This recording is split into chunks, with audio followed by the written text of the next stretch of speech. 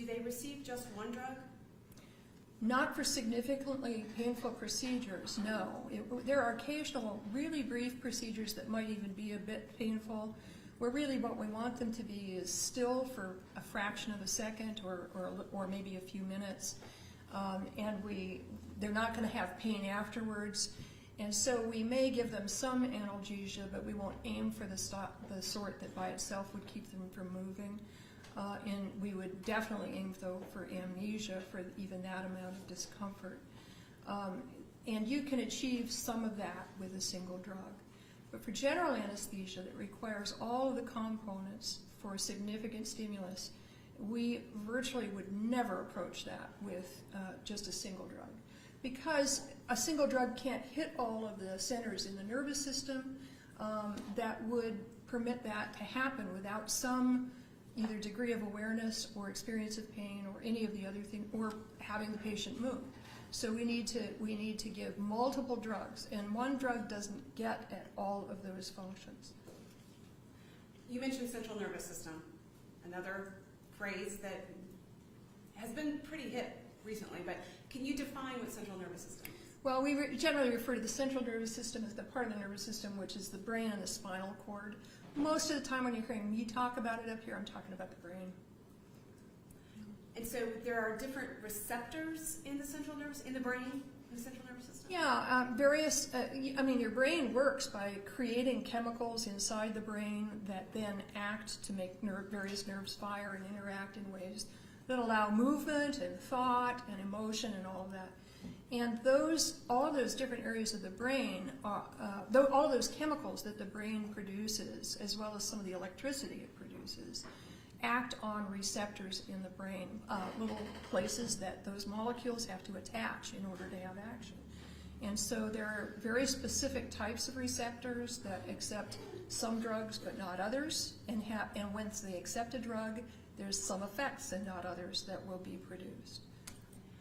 So when we talk about the chemical pentobarbital, which is the drug used in Tennessee's execution, what kind of a drug is that? You mean in terms of, it's a class of drug called a barbiturate. It's a very short-acting barbiturate. It's what we call a hypnotic, which is a drug that affects people's arousal status. It affects whether they are quick to respond to things. It affects whether they're responsive to things. People call them sleep drugs, but there are significant worries now that sleep is actually not what they produce while you're applying painful stimulus. So. And you've looked at the Tennessee execution protocol in this case, is that correct? I have. Mm-hmm. And so are you aware of the way in which pentobarbital is used by the state of Tennessee in order to accomplish an execution? Yes. In what ways does the Tennessee lethal injection protocol resemble general anesthesia, if at all? Well, somebody handles some syringes at some point during the execution, and there are drugs involved, but the process of execution has no relationship to anesthesia at all, and no competent anesthesiologist would pretend to do an anesthetic for surgery or anything else this way, because it doesn't take into account what's needed in the brain to provide all the characteristics of general anesthesia and safety for the patient. When we talk about pentobarbital as a hypnotic, is it also it's a sedative hypnotic? Yeah, I mean, people use those terms as though they're not quite the same, and they really are very similar terms, so I tend to use them interchangeably. Does pentobarbital have any analgesic effects? No, in fact, in lower doses, it actually is analgesic. It actually amplifies pain. And in higher doses, it has no analgesia properties, meaning it doesn't relieve pain that occurs at higher doses, no matter how high the dose. Is there any chemical used in the Tennessee execution protocol that you reviewed that addresses those receptors in the brain that feel pain? No. So you mentioned, Dr. Norman, that there has been quite a bit of controversy or concern in your field about the ability of a patient, even in general anesthesia with all of these drugs on board. Can continuing to be awake and experience having general surgery. Is that correct? Yeah. Can you explain, we're going to get into a lot of this, I know, in detail, but just as a general overview, can you explain to the court what the concern is? Well, the concern is that we've always thought, oh, gee, people are asleep under anesthesia and they don't know what's happening to them. But we've always been worried because occasionally patients wake up and tell us we remember everything, and indeed they do. They tell us exactly what happened to them, even though we gave them the right drugs and all of that happened. So everybody's been aware for a long time that this can occasionally happen. But it was thought to be a really rare event. The typical statistic given is like 1 in 1,000 times. The problem is that virtually all the drugs we give during anesthesia wipe out memory. And so for a patient to wake up and tell us that they're aware, that they remember that they were awake during the surgery, they not only have to have been awake during the surgery, they have to remember it. And the drugs we give are very good at wiping out that memory. Memory isn't important here in this discussion for execution because there's going to be no one left to remember. But that does not, just because you don't remember something doesn't mean you're not aware of it. And getting a handle on how many people are aware under anesthesia has been a challenge that has come down through the decades. And it's being more and more studied, and an increasing amount of data suggests that a large proportion of patients we thought were in fact asleep are not. They simply don't remember.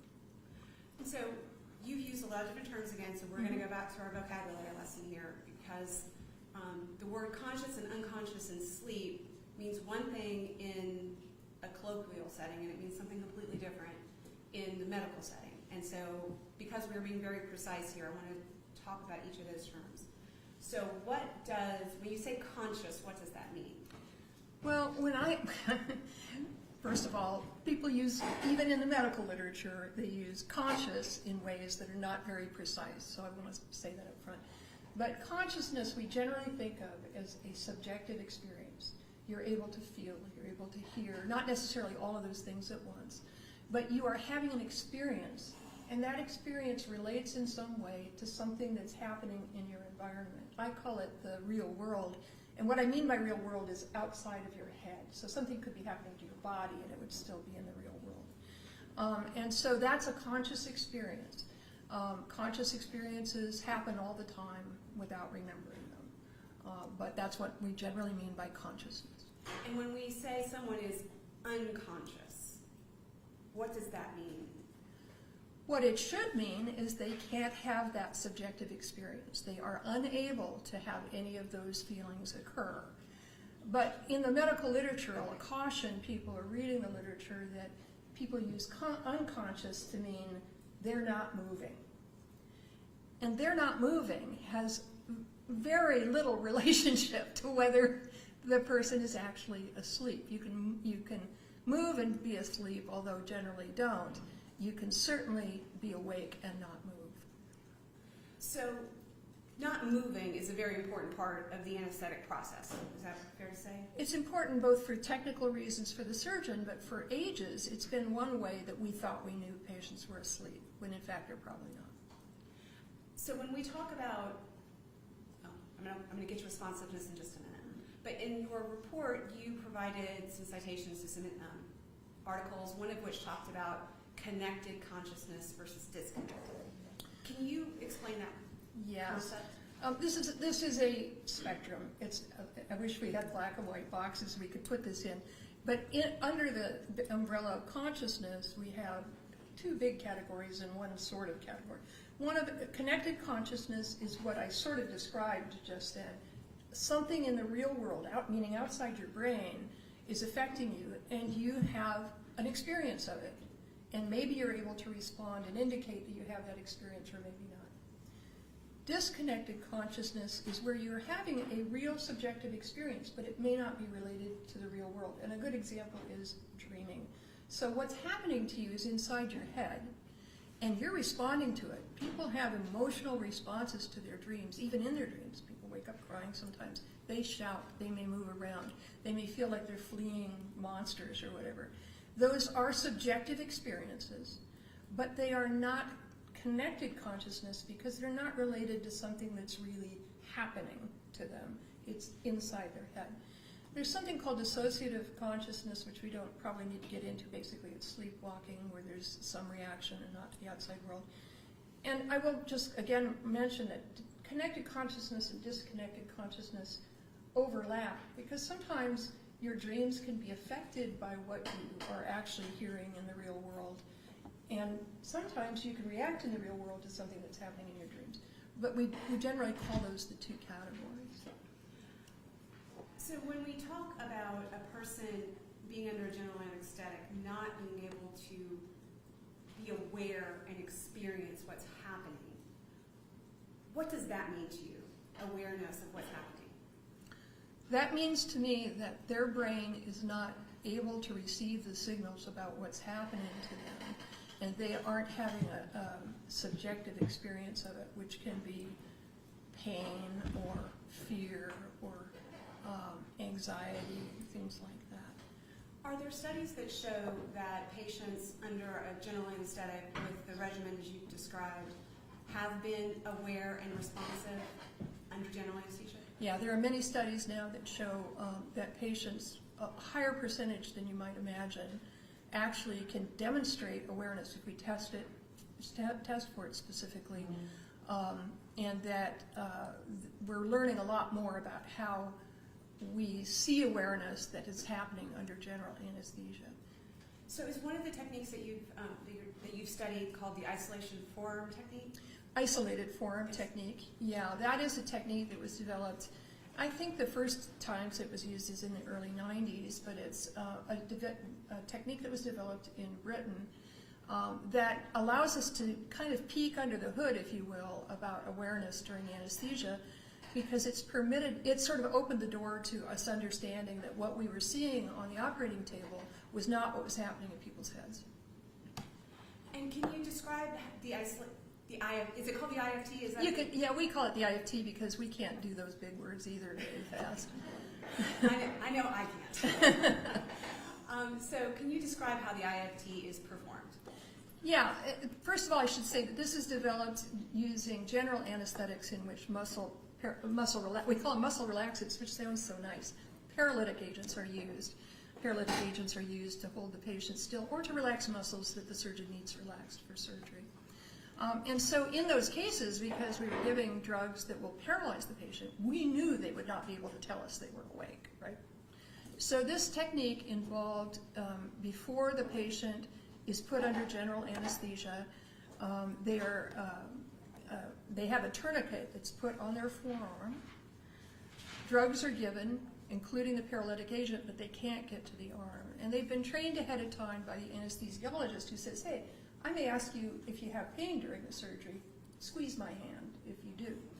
And so then the rest of the anesthetic is routine. Get them off to sleep, put a breathing tube in, because you're going to paralyze them and they'll need to have someone breathing for them. And then the anesthesiologist simply does what I described. You see things like, are you awake? And the patient, and please squeeze my hand if you're awake. Please let go of my hand now. Do you have pain? Please squeeze my hand twice if you have pain. Things like that. If a patient does what they're asked to do when that happens, they have to be awake, right? Because they have to hear what the person has said to them, they have to understand it, and they have to respond with the direction. So that's a pretty complicated thing. That's not a reflex, it's not something that happens accidentally, it's a deliberate act. And so this isolated forearm technique first began to reveal to us that a lot of patients could do just what I described, even though they were having full-on surgery and under anesthesia, and virtually none of them would remember it later because we give all those fantastic drugs that wipe out memory. And did you provide a snippet of a video that shows this technique in practice? I did, and it's by the actual physician who you don't see in the video, but you can hear his voice, is one of the people who was one of the early adopters of this. Your Honor, with your permission, I'd like to show that video. It's about 15 seconds. No, Your Honor. If you can freeze it when you put it up just briefly so I can explain what you see on the screen, that'd be great. So, she's up there. Just right there. Okay, so, There you go, right there. I want to explain what you're looking at because what you see, the patient is actually laying with their arms out, kind of straight out from their sides like this. And what you see, the blue that you see behind is the gown of the anesthesiologist who is standing just beyond there. The green is the drapes of the surgery. The black object you see around the forearm is the tourniquet that I mentioned. The white stuff is just some padding so that the tourniquet doesn't hurt. They've put a little band around her fingers. We find that people often, with the movement of the table, their arms will come off the armrest, so we do that. And what you're going to hear in a moment is the anesthesiologist. Now, I should say this patient is a woman who is having open abdominal and pelvic surgery. As this video is going on, you'll see the surgeons in the background under lights as they operate on her.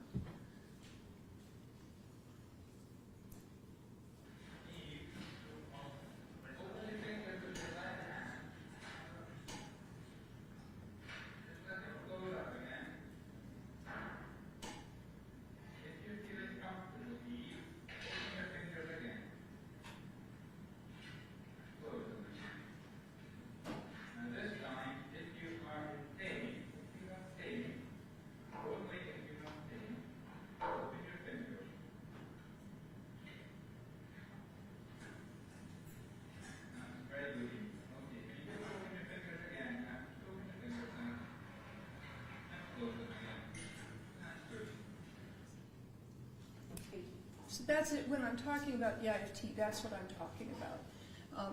She is under general anesthesia with the surgeons operating deep in her belly and pelvis, and yet she's responding to commands with her hand as she was told to do ahead of surgery.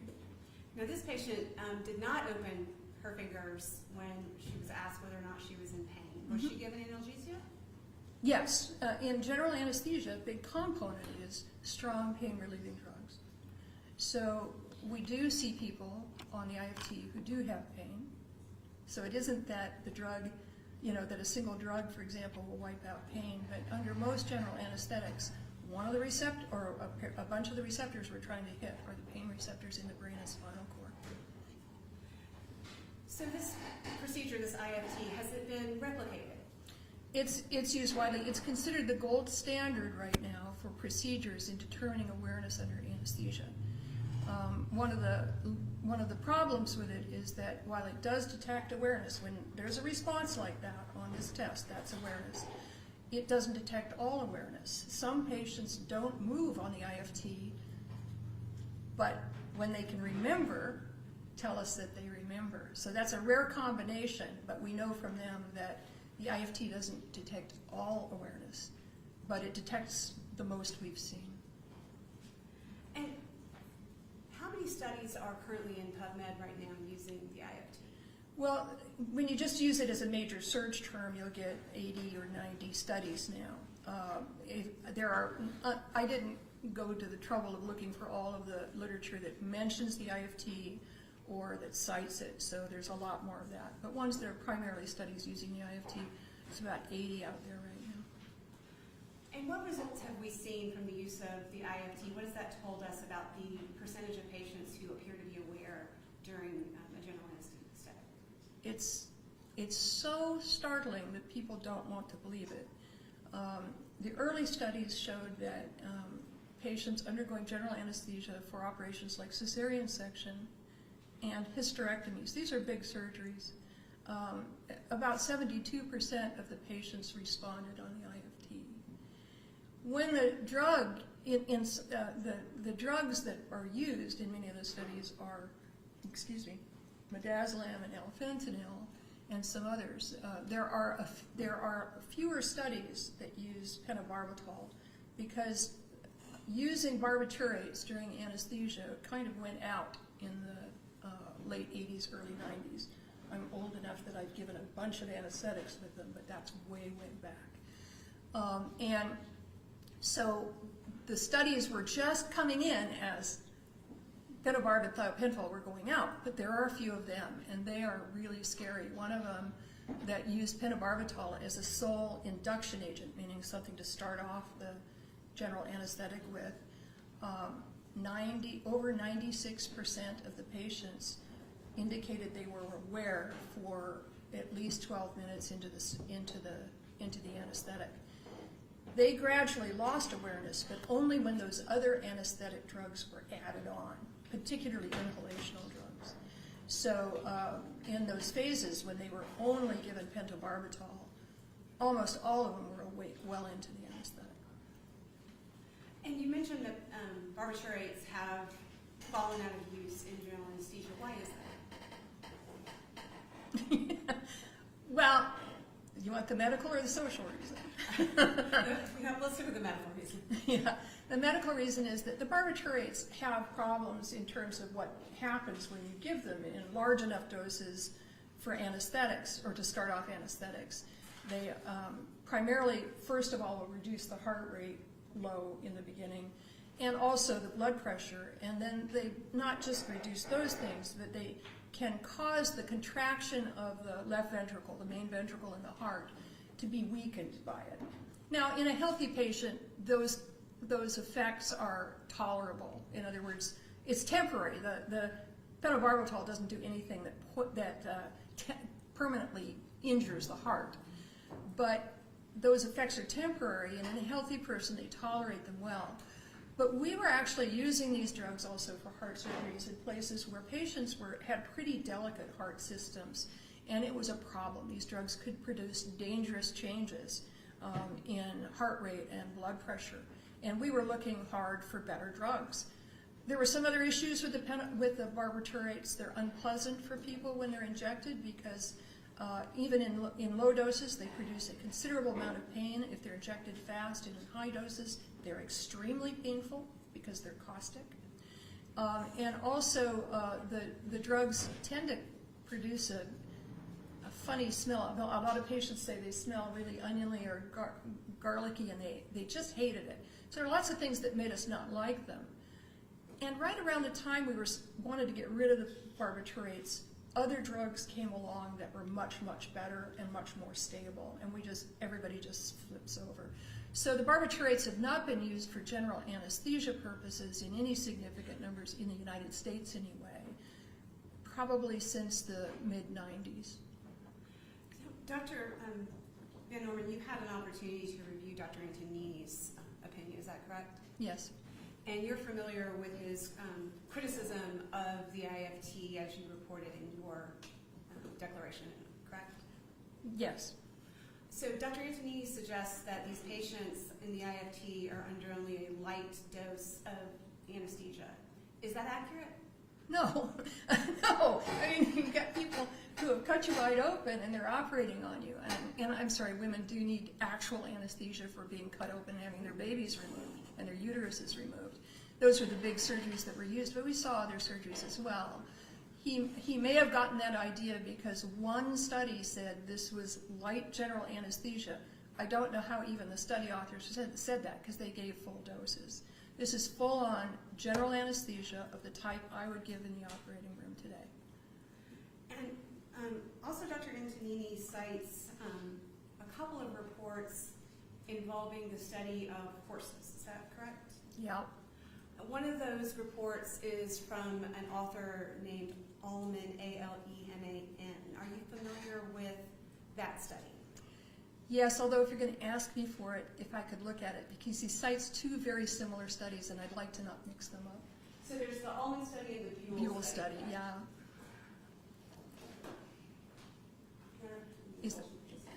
I just don't want to,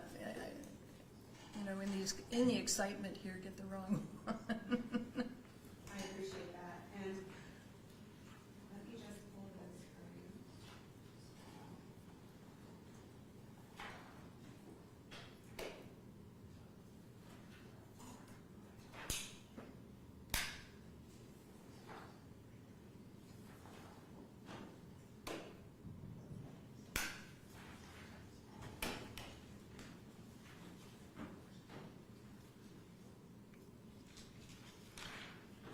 It's the other study by a gentleman by the name of Buell, B-U-H-L. HL,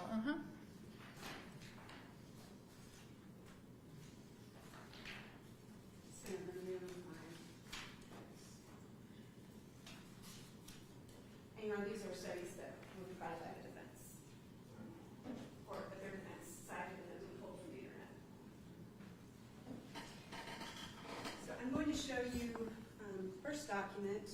Do you recognize that as the Ullman study? This is the Ullman study from 2015. And I'll show you another document. Yes. Yeah, this is the Buell study, and it's from 2012. Right, and I'm not going to move to introduce them through your testimony, but would it assist you to refer to those studies in your testimony? Yes, it would. Can you describe first the Ullman study? Both of these studies are similar. They are studies of euthanizing horses. In the Ullman study, the animal, and they were euthanized with either pentobarbital as the euthanizing drug, or the veterinary form of it, which may contain additive drugs that they don't mention here. But we'll just say it's pentobarbital. And this is what they did was they had horses that were they were marked for euthanasia because they had unlivable conditions and needed to be put down. Some of them there were about half of them, I think there were 30 horses or something like that. They divided the groups in half. One was a group that was sedated, meaning they were given just an IV injection to make them sleepy or to make them lose consciousness before they would be given the pentobarbital. The other horses were under full-on general anesthesia. And Dr. Antognini cited these as demonstrating that when you give pentobarbital, the horses collapsed, their legs went out from under them, and therefore they must be unconscious. And then they died from the pentobarbital. I mean, that's essentially it. In the Ullman study, were the horses given just pentobarbital, or were they given additional drugs? No, horses in both groups were given additional drugs, and so this is not a solo drug study, that even though the impression I got from Dr. Antognini's report was that he thought they were. For example, in the sedative group, they got xylazine, which is another receptor, works at a different receptor than pentobarbital, called the alpha-2 receptor, and they also got ketamine, which is an NMDA receptor antagonist. So this is now a multiple drug anesthetic. That's what it is. The ones who were marked as being on anesthesia got all of that, plus they got, let's see, what all did they get? They got inhalational anesthesia with isoflurane or desflurane, and they got propofol at times for that. So they got even 2 more drugs. These were given multiple drugs. And the problem and so that's one thing. These animals were not given just one drug. Another is, I'd like to point out, you cannot study consciousness in an animal. Why is that? Consciousness is a subjective experience. It's what you feel, it's what you see. And animals can't tell us that. We can watch some behavioral changes, but we can't know what they're experiencing. And so consciousness in humans, the nature of consciousness in humans must be studied in humans. Too often, both in animals and humans, when the subject, whether it's an animal or a human, stops moving, we assume they're asleep, and the IFT shows us they're not. In this case, in both of these studies, it was mentioned in Dr. Antognini's report that the horses collapsed, quote, and lost consciousness. But the horses don't collapse because of any effect on their consciousness at all. They collapse because the drugs get rid of a reflex they have called the stay apparatus. Horses stand up to sleep. This is a farm girl talking now. They stand up to sleep. They have to be ready to run if predators come after them. And so they have a special system of pulleys and tendons and everything in their shoulders, hips, and legs that permit them to fall asleep with their legs stiff. And it doesn't take much drug to get rid of that. You don't have to be unconscious. So you give a bit of these drugs to a horse, they're going to drop. And they're going to drop right now. But it's not because they've lost consciousness. And in fact, if you look at videos of horses that are falling, once they give one of these drugs, they're trying to hold their head up. So it's not that they've fallen like a limp noodle. They're still making efforts. So this is not a study of whether pentobarbital causes horses to lose consciousness or kills them efficiently. It's a study of whether a multi-drug sedative regimen interferes with the stay apparatus and perhaps produces unconsciousness, we don't know, but then does kill them efficiently. And with the I'm sorry, a bit of weird to strike the testimony about the stay apparatus, the testimony about veterinary medicine, yet another subject which Dr. Byron has all the time testify about.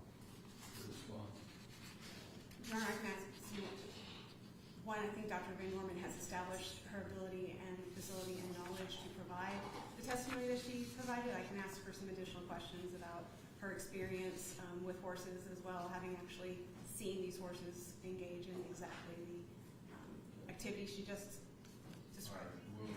We'll allow a little more. Dr. Van Norman, have you actually seen a horse do this? I was raised on a farm, and we raised horses and cattle back in the day when they weren't vet techs. So when a vet comes out to take care of your animals, they expect you to go out and help them. So we're the vet tech. I've seen horses and cows under anesthesia. The cows don't have a stay apparatus. They sleep lying down. Every farm kid knows that their horse sleeps upright and cows lay down. We all know that. That's not something that is esoteric veterinary knowledge. The stay apparatus is something you learn about in 4-H when you're a kid. It's something you learn about when you're handling horses, because every kid wants to know how a horse manages to sleep standing up. So no, this is not something that's esoteric enough that it requires a veterinarian to tell you about it. With respect to having looked into this study as you have, because you saw it in Dr. Antoni's report, and you told us about the pharmaceutical regimen that were given to these animals. The the xylazine. Xylazine. It's an alpha-2 agonist? Agonist, And what does that mean? Alpha, of the many receptors in the brain that all of these chemicals, we give alpha-2 agonists in human anesthesia as well. Clonidine is the drug we tend to use. The alpha-2 drugs tend to have effects on blood pressure, but also they're analgesic. They cause pain. They give pain control, in addition to sometimes having some effects that appears to be on awareness. But So the xylazine is a pain reliever? yes. Mm-hmm. Designed to block pain in the horse? Mm-hmm. I'm sorry. Yes. Sorry. And was the xylazine given prior to the pentobarbital? It was, and also it was given as the introduction before the pentobarbital was given. Also, they gave ketamine. And what will ketamine do? Ketamine is an NMDA receptor antagonist, and it actually is profoundly analgesic. Profoundly analgesic. Its closest relative in human, I mean, we use it in human medicine, but its closest relative, you might remember what it was like to be on how they described street users of angel dust, which is a ketamine analog. They were superhumans because they weren't stopped by pain because they didn't feel any, when they were on it, they could do anything. And that's what ketamine is like. It's profoundly analgesic. And both of these drugs were on board prior to the pentobarbital? They were. Mm-hmm. And with respect to Dr. Buell's study, Mm-hmm. Can you describe that study? It's a very similar study, which is why I wanted these in front of me so I didn't get them confused. It's another horse study. And I should also mention that, if I could back up for a minute on both of these studies, this applies to both. They tried to measure EEGs, so electrical activity in the horses' brains, and they said, well, the horses are unconscious because they got, at some point, a flatline EEG, which is an important thing to know. So in Buell's study, they were doing the same thing, but let me refer to what they gave the horses because I don't want to confuse it with the Allman study. So these horses were given ditomidine hydrochloride, which is a sedative drug, and then they were given a high-dose phenobarbital. Some of them were, they were also given an analog of glycopyrrolate, which is an anticholinergic drug, which is yet another drug that affects the brain and how it handles signaling. So these were given multiple drugs again. And with respect to, let me back up to the Allman study for just a moment. Was there a problem with the way the EEGs were even working in the Allman study? Well, yeah, I mean, the horses were falling, the EEG electrodes were coming off, and they had to try to slap them on back in a hurry once they came off some horses and do that. They saw flatline EEG, so there's no denying that. With the Buell study, does Buell make any conclusions with concerns about the animals feeling pain? I don't remember that. Let me just refresh my memory here. Oh, no, I do. Here it is. They did make the comment, it's impossible, may I read? It is impossible to know whether horses were able to register pain or distress from the commencement of the pentobarbital injection until cardiac death occurred up to 15 minutes later. So they felt that no matter what they'd seen on the EKGs, these horses, and no matter what they saw, because they also saw the collapse of the horses, that they didn't know. And that was a point of concern that they noted about the study. They listed it as a serious limitation.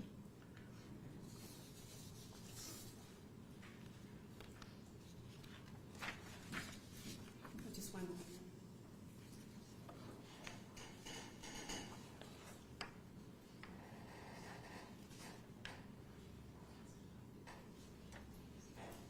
Your Honor, just one more before I move to my next topic. The flash drive that we used with the video of the IFT, the patient who was responding under anesthesia, I would like to move that into evidence, into the record. Any objection? No objection. Flash drive will be Exhibit 17, submitted without objection. And Your Honor, I will provide that to the court at the next break.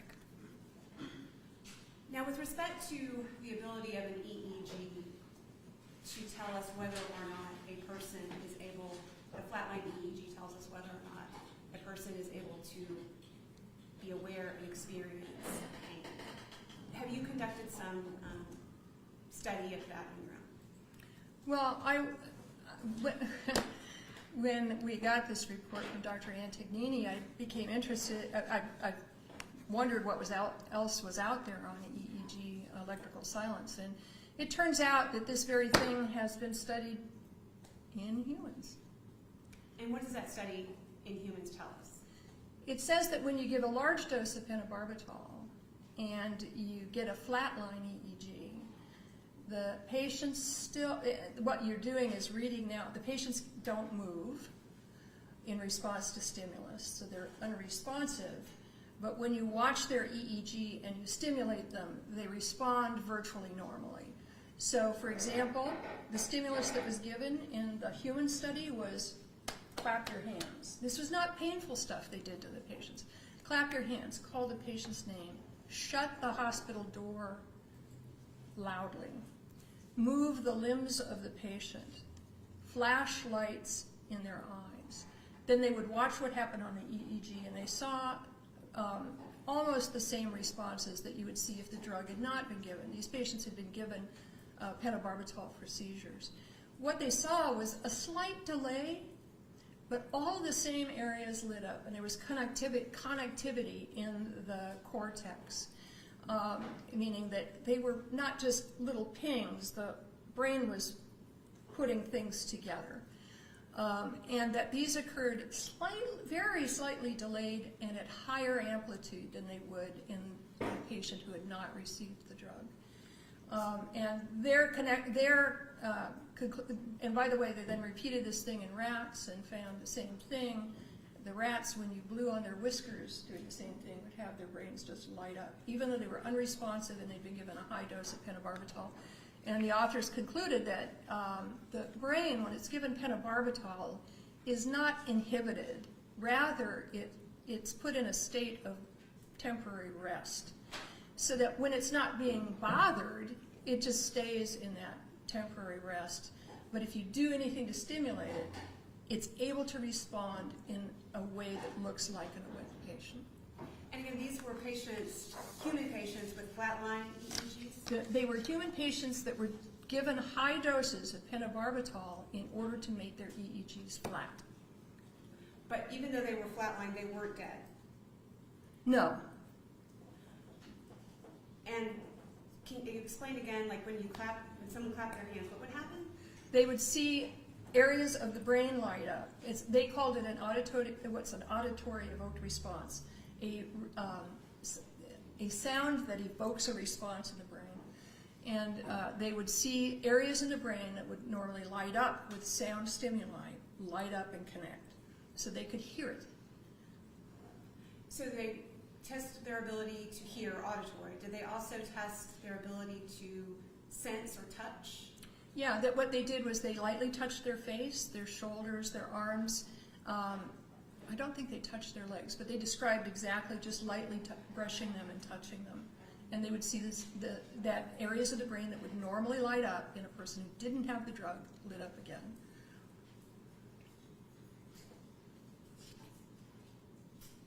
And again, this was replicated.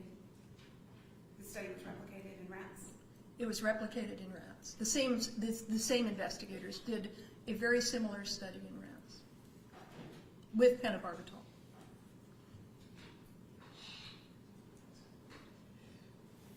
So we've described this problem of being aware. Oh, let me ask you this.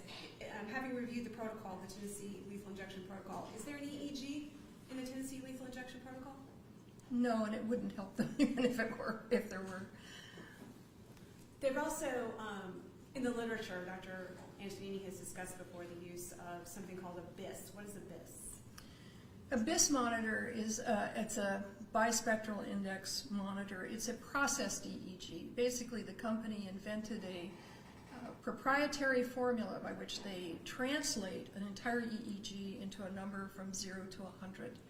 And in general, they decided that if you wore these, electrodes on your head and you had a BIS number that was above 60, you were awake. And if it was below 60, you weren't.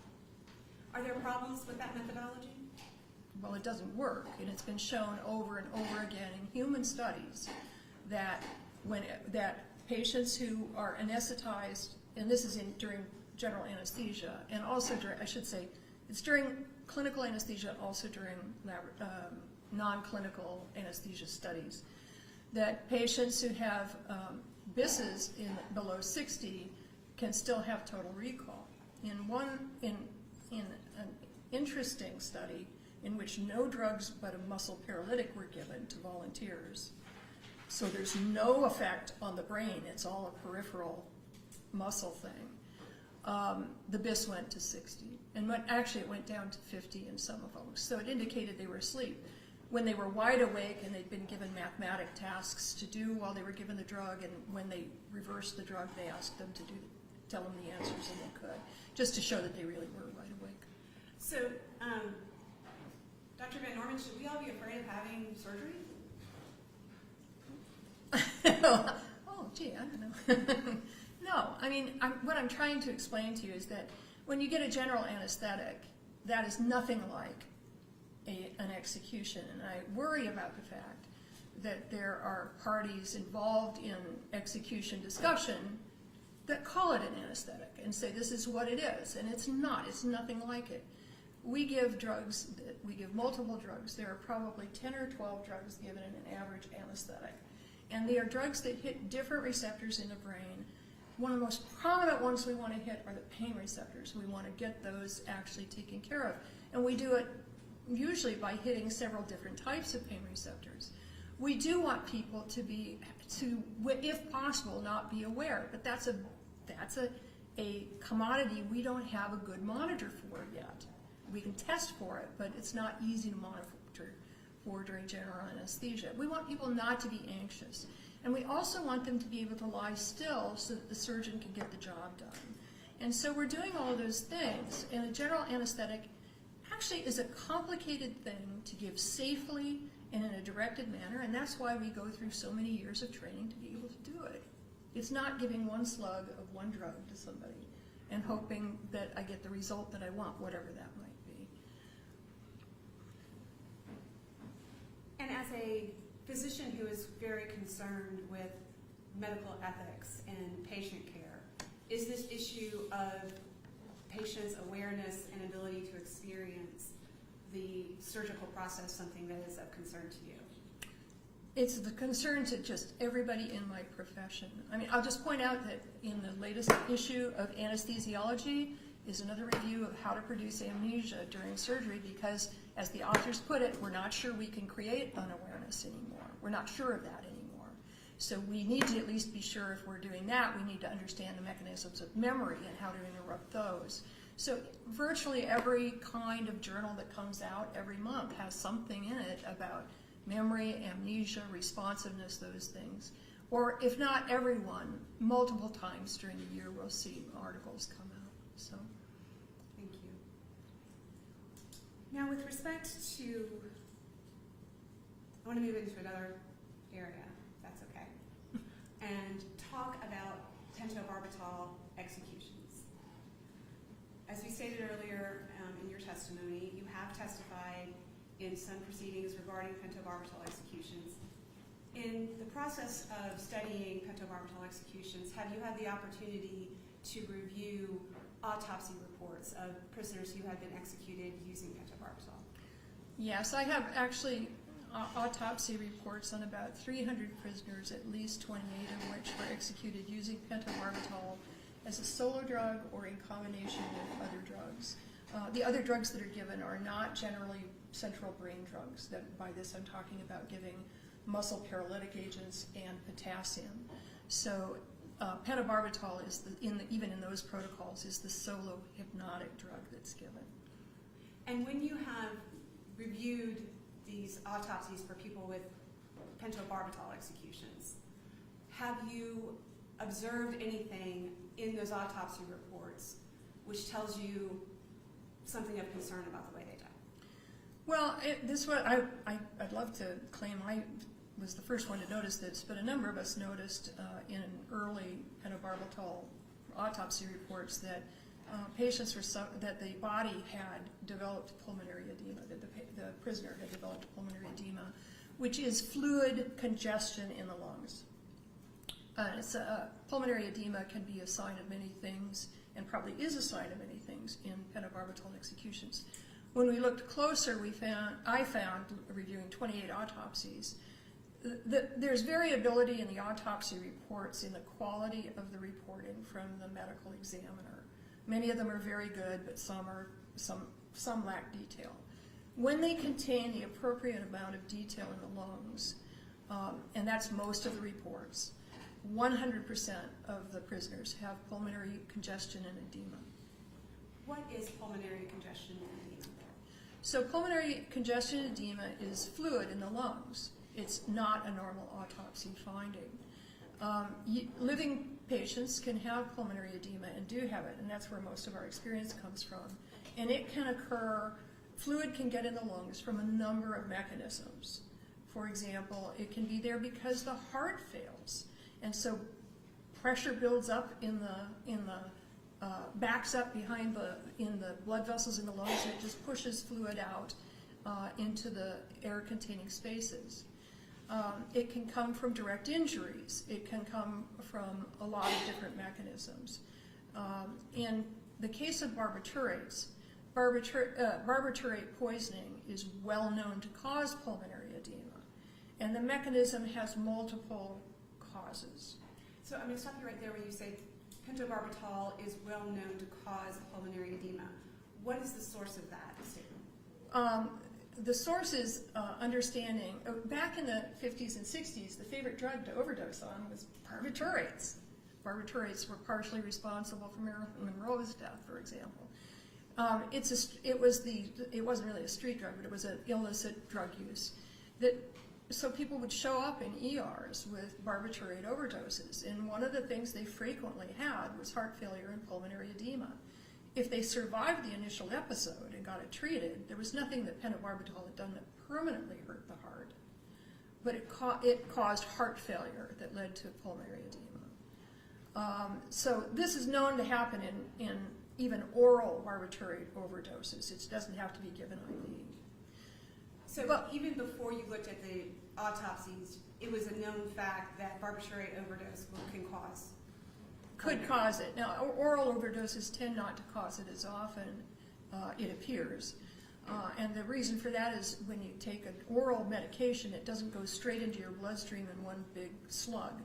It's meted out into your bloodstream as it's absorbed from the stomach. And so probably the levels of barbiturate that you get, even in big overdoses, don't have one characteristic that is probably responsible for the vast majority of pulmonary edema in prisoners. And that is that barbiturates are extremely alkaline. They're like Drano.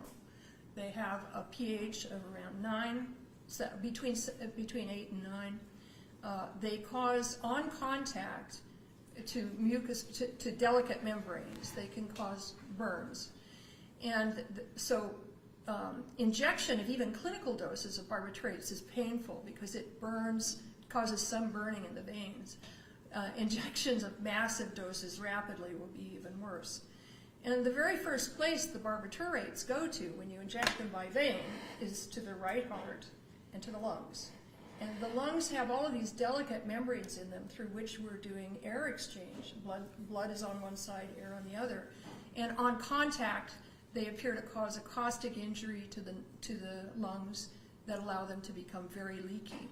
So even before the barbiturate goes to the brain, the lung membranes are leaking. I would like to show you just an example, if I could, on the I don't know how long this testimony on the lungs and pulmonary edema is going to go. I do have to project to the relevance. I think we're here on a motion today about whether Mr. Black's ICD is going to be deactivated. I don't understand how pulmonary edema is activated. This is all relevant to that motion. Objection noted. We'll go a little further with this. So, Dr. Van Norman, I've put a schematic up on the Are you able to see that on your screen? I am. Would that schematic assist you in explaining to the court the way in which pulmonary edema will work during an execution? I think so, yeah. So if you could, using the schematic, explain again, how does pentobarbital enter the body and how does it work in the lethal injection? Well, in this diagram, the heart has been divided into two, with the right side of the heart on the right and the left side on the left. And it's just to show you that the lungs actually, even though the heart sits, all those chambers sit together in the body, the heart is separated, the left and right sides are separated by the lungs. So the IV injection, which you see happening on the left, goes into the peripheral vein and it travels first to the right heart, and then to the lungs where it starts the process of pulmonary edema, and then to the left heart where it has a detrimental effect on the pumping function of the left heart.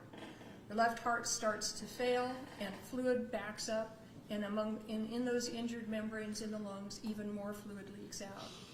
After all of those processes have started, the drug travels to the brain. And it starts to act very quickly when it gets there. It starts to act within seconds to reduce responsiveness, but it peaks in about 2 minutes. And when you say it acts to reduce responsiveness, that's different from reducing awareness. That's right. People stop moving, but I already told you about these overdoses of pentobarbital, great enough to cause the same flatline EEGs that Dr. Antognini cited for the horses, and yet those patients have brains that light up when they're given stimulation as though they're awake. So when the extremely caustic pentobarbital reaches the lungs, what is it that happens to the lung? Basically a big burn everywhere that the drug goes.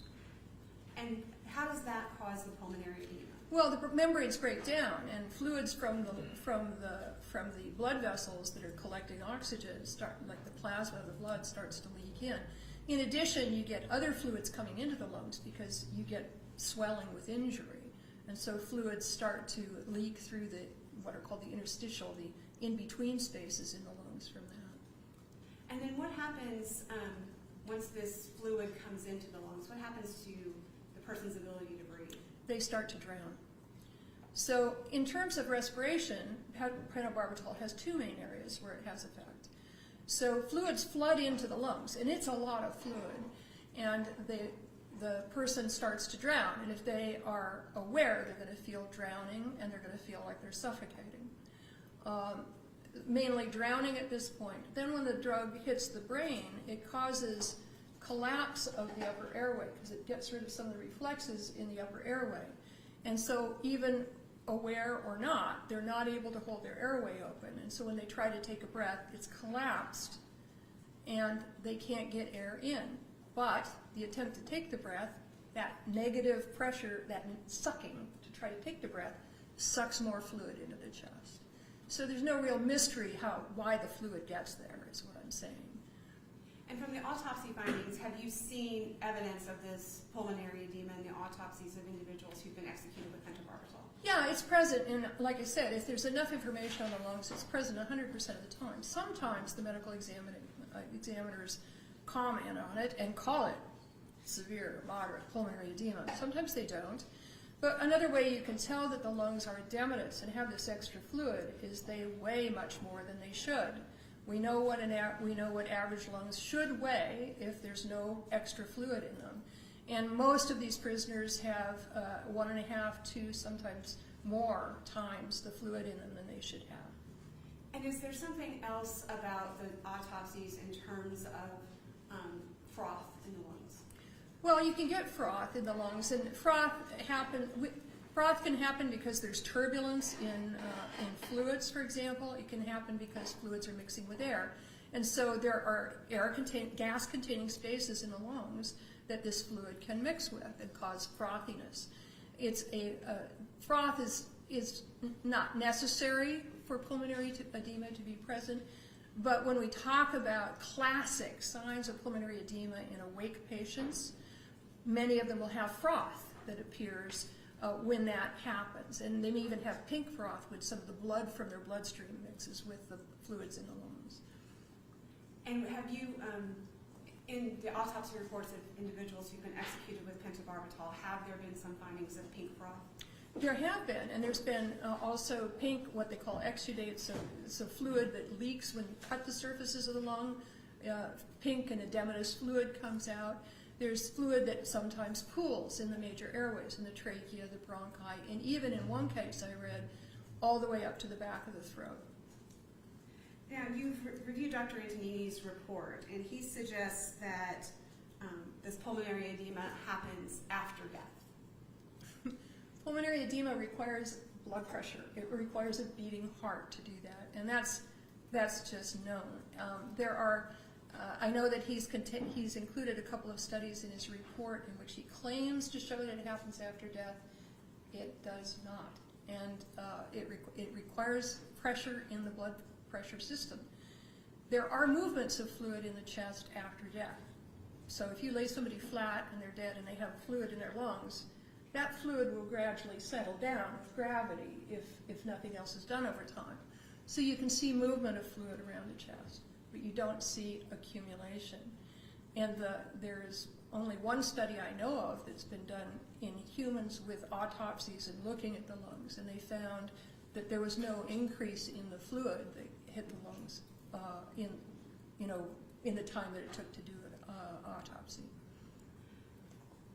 If Mr. Black were aware, what would it feel like to experience negative pressure pulmonary edema? Well, we know exactly what. Asking for speculation. That's Just black sensation. Just rephrase, more scientific. Dr. Van Ween, based on your experience, your medical experience, research into the area of pentobarbital executions and knowledge of negative pressure pulmonary edema, what is the experience for the patient who experiences negative pressure pulmonary edema? Well, we know this because this happens in awake patients, and they can tell us exactly what it feels like. And without help with their breathing, they feel like they're drowning or suffocating. And that is one of the most powerful negative feelings known to man.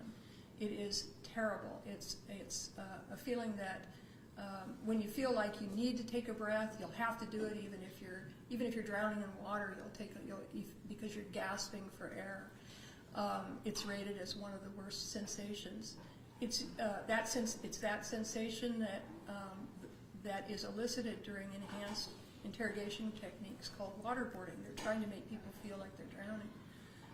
And wake patients tell us about that. They feel like they can't get air. Now, there's one study that Dr. I don't know if it's a study, There's a letter from a gentleman by the name of Paddle to Nature magazine in 1955, cited by Dr. Anthony Lee. Are you familiar with that letter? I remember hearing the name of, is that the letter where they took rabbit surfactant and shook it up in test tubes and, well, yeah.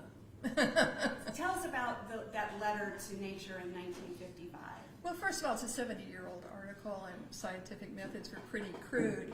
Surfactant is not a mucus, it's a film that covers our lungs that makes them slick so they'll slide back and forth over one another.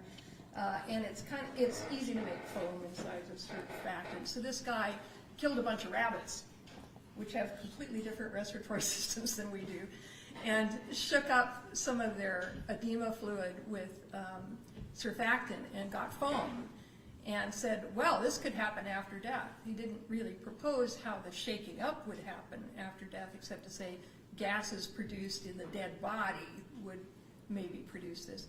This was not a study. It was not peer-reviewed. It was put in the literature as an interesting letter to the editor. Hey, I once did this, and nobody that I know of has tried to replicate it. And even if they had, it's a rabbit study, and it doesn't say what happens in humans.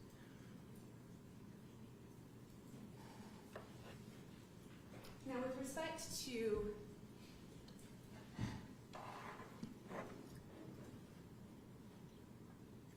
let me get back to the ICD and Mr. Black and how we put this all together, this pentobarbital, how it works in the body, and the pulmonary edema and why that matters.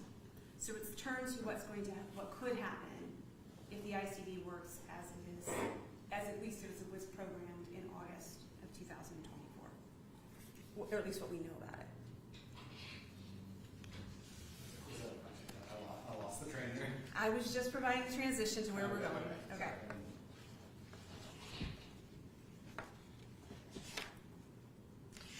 So Dr.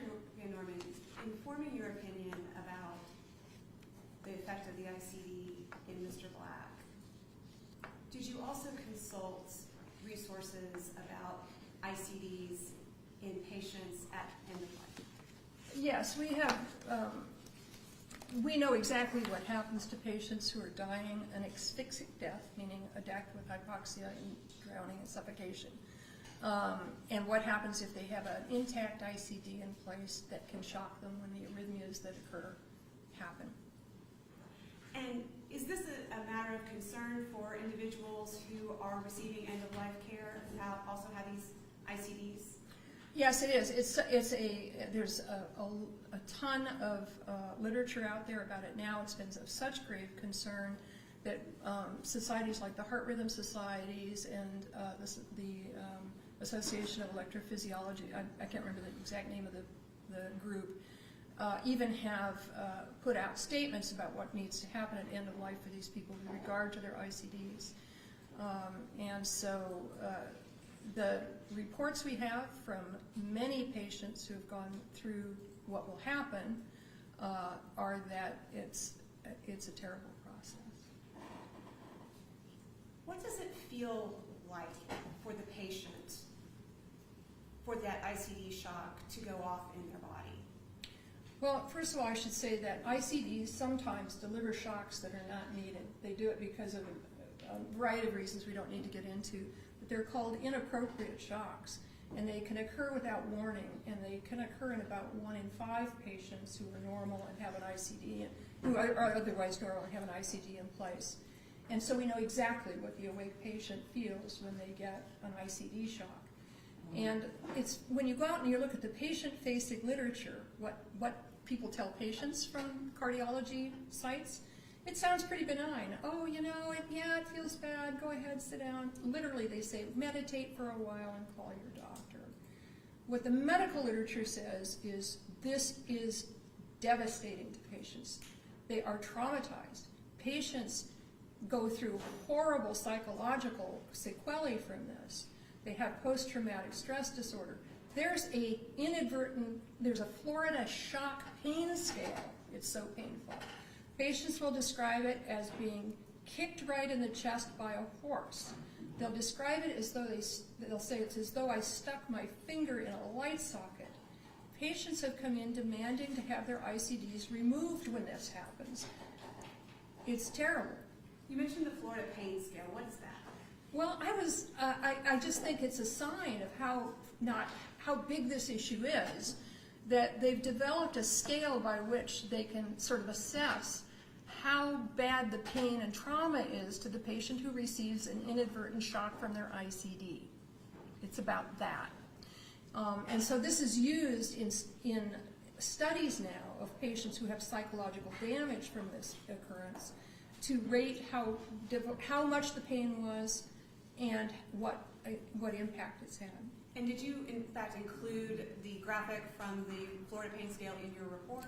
Yeah, in my report is a graphic that shows a pain scale from, I think it's 0, not 1, to 10. And basically 10 is the worst pain you can possibly imagine ever happening. You can't think of anything worse. Anything from 7 up is severe pain that you can't do anything else but pay attention to the pain. 0 is obviously 0. And in studies of patients that have had inadvertent shocks, there is in one study, nobody rated the pain of that shock less than a 7, so it was always severe. And if they got more than one shock, they jumped up at least 2 points. So some of them were getting up to pain levels that were the worst pain they could imagine. And that's with multiple shocks? Yeah, when they got more than one shock. But some patients with only one shock were up in that category, but nobody rated their pain less than a 7. So all of it was severe? Yeah. And because of this pain, the Heart Rhythm Society and other societies have, well, I may be wrong about which societies. Let me get the report. Yeah. Just a moment. But there have been some statements from professional organizations about what should be done with these implanted cardio defibrillators. Is that correct? Yes, yes, and I'm going to turn to it as well so I get the right societies. But the other thing, I mean, it's not just the pain level, it's the likelihood that will happen in end of life, because it's a very likely occurrence. Sorry, I'm going to turn to the same page. The HRS expert consensus. Yeah, so I'm going to show you the document. it's page 10 in my report.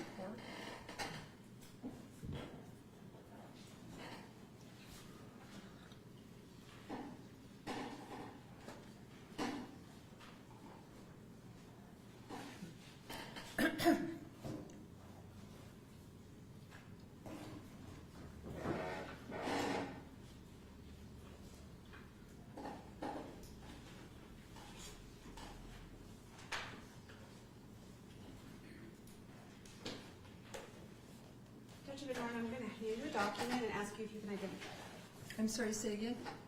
Can you identify the document that I just handed to you? Sorry. I turned my back, I apologize. No worries. I want to make sure that this is all one document because, you know, it's big. And then I will. Well, I've seen it in my PDF. I haven't printed it out, so I just want to make sure we're looking at all the same thing. Okay, so this is the 2023 Heart Rhythm Society, European Heart Rhythm Association. I'm not sure I'll get all these Heart Society acronyms correct, so I'll just leave that the APHRS, the LAHRS, Expert Consensus Statement on Practice Management. Oh, no, that's from the remote clinic. Is that what you meant to hand out? Yeah, I handed you the wrong thing. Okay. Yeah. Never mind.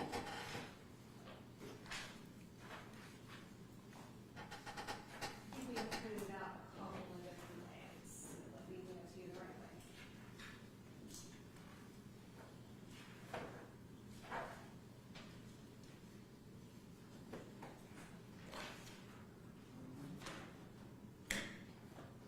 Got a couple of expert consensus statements, so Yep. let's try this. I'm sorry, I only have one copy. Take this one back from you, Yay. and you identify the document.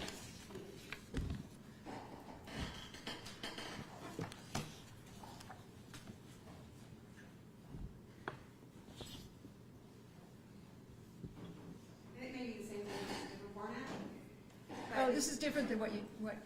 you Can you tell had. us about that? This is the Heart Rhythm Society Expert Consensus Statement on the Management of Cardiovascular Implantable Electronic Devices, CIEDs, in patients nearing end of life or requesting withdrawal of therapy. And it's dated in 2010. And would it assist you in your testimony to refer to that document? I'm not going to try to introduce it right now, but would it assist you? Yes, please. Can you tell us what the consensus is of those organizations with respect to ICDs of end-of-life care? Well, they generally, there are a bunch of societies, if I can mention some other ones, including this one, the American Heart Association, American College of Cardiology, the American Academy of Hospice and Palliative Medicine, American Geriatric Society, European Heart Rhythm Association, and the Hospice Palliative Care Nurses Association, just to name a few, that all agree that that at least deactivating the ICD needs to be discussed and offered to patients who are in the dying phase of life. And that to prevent the device from delivering shocks that are going to both prolong the dying process by reviving the dying heart, but will also cause pain from the multiple shocks. The societies are all in agreement that the deactivation should be accomplished as part of the plan in the dying process. And that deactivation should be done by programming, not by use of a magnet. It should be done by programming an ICD by a person trained and expert in doing so under the direct supervision of a cardiac electrophysiologist. So Dr. Van Norman, these folks who are at their end of life, this might seem to be a silly question, but are these folks very sick? Yes, they are. And by definition, do they have problems with their heart? Yes, they do. And yet there's still a concern amongst these various professional societies that these devices be turned off? Yes, And why is it? because there is a high probability of, in the dying process, the device interpreting or detecting arrhythmias and that it will shock. Thank you.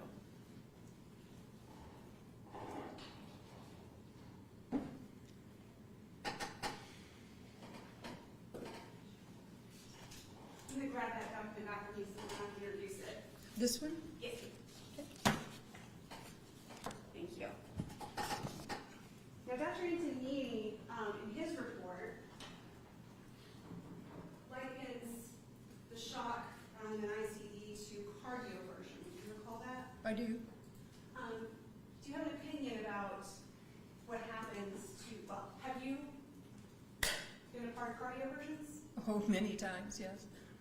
What happens when you have a patient go through a cardioversion? You mean Or starting? actually, that's a really bad word. Again, English trying to do medical school. What is cardioversion? Cardioversion is technically applying a shock to the heart to convert it out of usually an atrial rhythm, atrial fib or atrial flutter. And how is that achieved?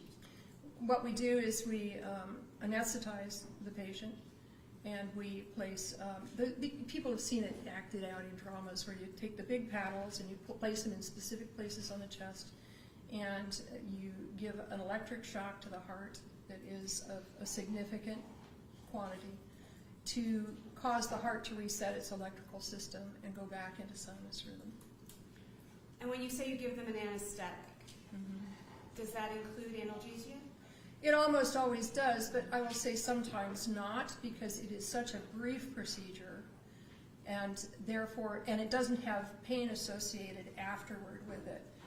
So what we definitely give is a drug that's going to cause amnesia, And why is that? because it's extremely painful. Have you witnessed patients undergoing cardioversion experiencing pain? Well, many, if not most patients, even given the drugs for cardioversion, will vocalize, move, and even sort of try to sit up when the shock is delivered. In fact, in one of the articles that Dr. Antognini supplied, in which he said the patients seemed pretty happy, they were happy, they didn't remember it, but 8 out of 30 patients cried out, moved, and had to be restrained by their physicians during the process. When you say you've observed patients vocalizing, what does that mean? It means that they're yelling, crying out, moaning, saying, oh no. Sometimes they'll say words, sometimes they just make a noise like, ah, that sort of thing. And in those situations, the patient isn't able to remember it, but at the time it's happening, they're experiencing it Yes, and responding to it. many are. I will say that some patients don't move, but we've talked about how sometimes patients won't. Now, with respect to Mr. Black and his ICD, and I want to get into now what will happen, how his ICD will react to the administration of high dose of pentobarbital. We've already established there's no pain reliever in our protocol. Once the pentobarbital enters his system, what will happen? Well, he'll get an IV bolus of a large dose of pentobarbital, and it's going to be given fairly rapidly, so it's going to hurt. And then that drug is going to flow through the peripheral vein in which it's injected, or central vein if he happens to get a central line, to the right side of the heart and straight out to the lungs, where it will start the process of burning the lung tissue. It will then flow to the left side of the heart, where it will decrease its first effect almost. It's very predictable that the first effect would be a lowering of heart rate, because that's the first effect we see from pentobarbital. I'm going to stop you right there. Once his heart rate begins to lower, if it lowers below 60 beats per minute, what will the device do? The device will start to pace him at 60 beats per minute and will not let him go below 60. So it sort of is counteracting the effect of the pentobarbital, essentially? It's counteracting, yes, the effect. It's not counteracting the drug itself. It's counteracting the lower heart rate that's happening. So it will pace him to 60 beats per minute. Yep. And then the pentobarbital will continue to work its way up to the brain. Well, two things will be happening. One will be that, in addition, the pumping action of the left ventricle is going to start to fail, which will both increase fluid in the lungs and also probably predispose him to having arrhythmias develop in his left heart, even if they don't develop at that moment. The blood flow is also taking the drug to the brain, where responsiveness is decreasing and the airway is collapsing, and the ability to take a breath is beginning to fail. So there may be, he may make respiratory efforts if he hasn't yet reached a level of unresponsiveness that he can't. We've seen both happen in executions. And again, unresponsiveness does not equal unawareness. I'm being really careful to say unresponsiveness, because the studies I've been presenting to you indicate that pentobarbital does not ablate the brain's responses to outward stimuli.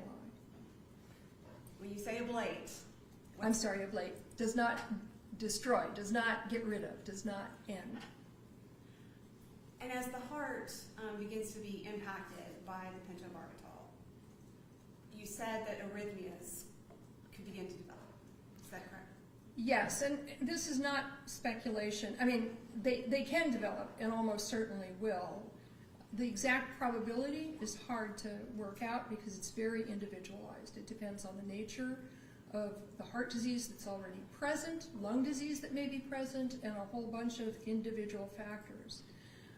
But we do know in asphyxic deaths, meaning deaths that occur because of lack of oxygen, which is how pentobarbital kills you in this situation, that there is a prolonged period in which a lot of heart arrhythmias can occur due to lack of oxygen. So it is it's very likely that he will develop cardiac arrhythmias as that happens, and that some of those may be seen by the ICD, or will be seen by the ICD, as being shockable rhythms. And when you say shockable rhythms, in Mr. Black's case, we're talking about ventricular fibrillation? Ventricular fibrillation and VTAC above 220 beats per minute. So if his heart rate goes up to over 220 beats per minute, he'll get a shock. Yep. And if it goes into that chaotic snakes in a bag situation that you discussed earlier, he'll be shocked. Yes. And what happens as a result of, what will happen to his body when that shock happens? Well, I mean, apart from the fact that that is a very painful experience, right? About 89 to 100, depending on the study, 89 to 100% of the time, that first shock will revive his heart. So if the ICD wasn't there, the heart wouldn't be revived, but because the ICD is there, 89 to 100% of the time, it will be revived. Yeah. And will his body actually physically display signs of having been shot? It may or may not. This is not like the external cardioversion where we're applying paddles and the current is flowing over the chest wall. So sometimes there might be some jerking movement seen.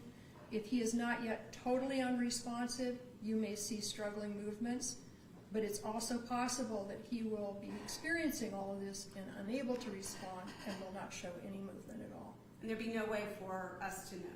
There is no way. Now, as this happens, his heart is being paced. Let's talk about how the pacemaker works, and let's talk about the ICD again in some detail, if that's okay. How long does the pacemaker continue to work? Until it can't capture the heart anymore. And that's going to be variable depending upon the individual. It'll depend on how fast his oxygen has fallen, how quickly other arrhythmias intervene. It's not really predictable. But the pacemaker will likely work for a little while because, as I mentioned, the pentobarbital does not cause a direct injury to the heart itself. And so the capability of the heart to respond should still be there. And we know from looking at the Tennessee lethal injection protocol, there's an EKG. Is that your understanding of the protocol? Yeah, yes. But the physician, according to the protocol, isn't in the room with the EKG because he's in the garage. He's in the garage. So there's nobody from the description in the protocol anyway that would be trained to understand what's happening on that EKG. No. And so if the pacemaker is pacing his heart, it's going to continue to show heart rhythm on the EKG. Yes. If it captures the heart, yes. And then with respect to the ICD, can ventricular fibrillation happen while the heart is being paced, or does the heart have to stop being paced before ventricular fibrillation can happen? Well, it depends on what you mean by the heart being paced. The pacemaker may still be delivering electrical impulses. It doesn't know better. It's just a machine that says, I'm not seeing 60 beats a minute, so I'm going to give 60 impulses a minute. But what will happen is that if the ICD then recognizes electrical activity that looks like VFib, VTAC, or shockable rhythm, it'll charge up and get ready to shock. And if it doesn't see that convert, it will shock. You mentioned something that made me realize I forgot to ask you to explain what pacing means. And you said it'll keep giving it the little, I forget what you said. It'll keep giving impulses, yeah. Okay, so the electrical impulse is designed to basically make the heart beat when it's not beating on its own? Yes, when that's due to electricity, that's right. And that in and of itself is not painful, is it fair to say? It's fair to say some patients could feel the impulses of their pacemakers, but it's usually things like, when they can, they call them little twitches, or they don't generally describe them as disturbing experiences. But if the pacemaker makes his heart continue to work longer, and he is aware and experiencing the pulmonary edema, the pacemaker is not going to have anything to do with what he's experiencing at the time. I'm sorry, I didn't follow you. I didn't follow me either. I guess what I'm getting at is if the pacemaker is keeping his heart working longer, pumping longer, that's going to extend the amount of time that if he's aware that he's experiencing the pulmonary edema. That's correct. It will extend the execution by some length of time, and that length of time will be individual to him, depending on the function of his heart, the level of oxygen in his blood at the time, and lung disease and other factors. So Now, with respect to the way the ICD shocks, Dr. Lambricos takes some issue with the way you describe the way the pacemaker and the ICD work in tandem with each other.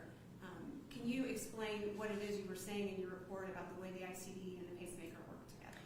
and I think she read my report, and I may be misinterpreting what she said. I think she read my report to say, first the pacemaker does it, and then somehow it tells the ICD to do something. These two functions happen independently.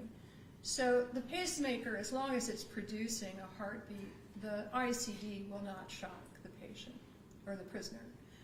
Once the pacemaker can no longer get the heart to beat, if the ICD sees a malignant arrhythmia that it's programmed to shock, it will charge up, and if that rhythm continues through the charge up, it will deliver the shock. The two are not dependent on one another, but they will happen one after another. So the pacemaker is keeping the heart beating. Eventually, it's unable to do its job. And then if the heart becomes this bag of snakes, the ICD shocks. That's right. And that's how it's designed to work. That it's doing its job.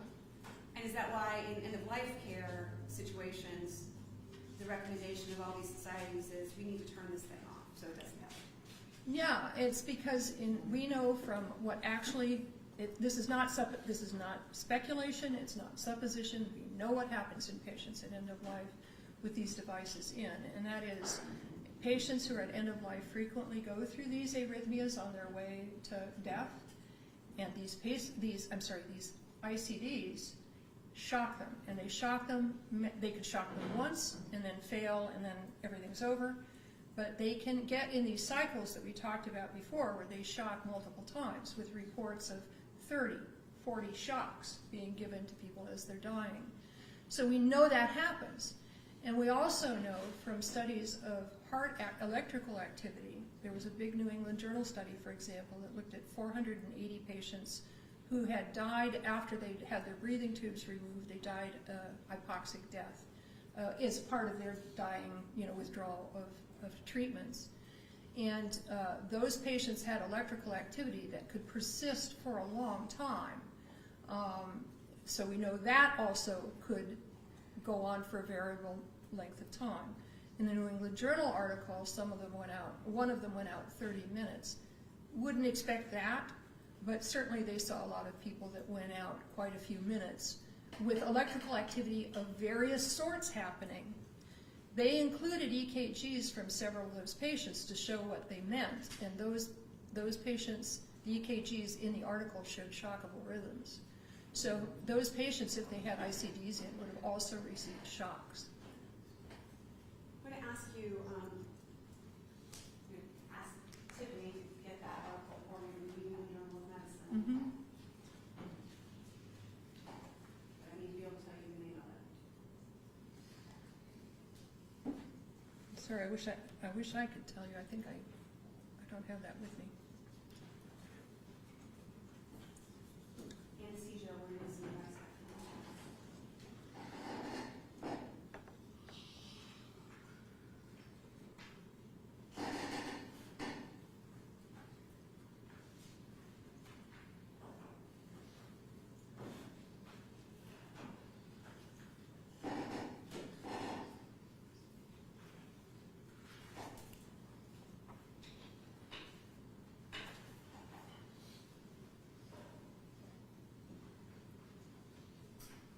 May not be the study that you were referencing. It's the one that I found had New England Journal of Medicine next to it on my index. Uh-oh. I'm going to ask you if it's right. Okay. Dr. Van Norman, is that the document I just handed you the correct New England Journal of Medicine? No. Okay. I hand that back to you. We won't use that one. Sorry. It's okay. On a break, I'll find that New England Journal of Medicine article. I don't want to take time. How about a 2-minute break now? That would be fantastic. All right. All right.